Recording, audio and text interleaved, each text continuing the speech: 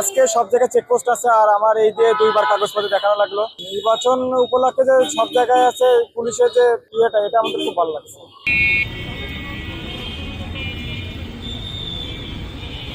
দেশের বর্তমান পরিস্থিতিতে দুর্নীতি বা বিভিন্ন প্রকার অপরাধ দমনে অবশ্যই প্রতিনিয়ত চেক হওয়া উচিত এবং নির্বাচনকালীন সময় বিভিন্ন অসহযোগিতা বা অসহনীয় দুর্ভোগ হতে পারে, সেক্ষেত্রে এগুলো করা অবশ্যই ভালো।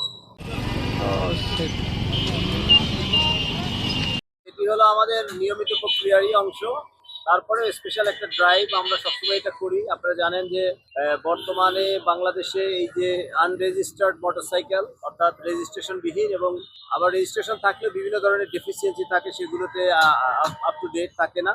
তো এইগুলোকে আমরা আসলে আইনগতভাবে নিয়মতান্ত্রিক করার জন্য এটি আমাদের একটা প্রচেষ্টা।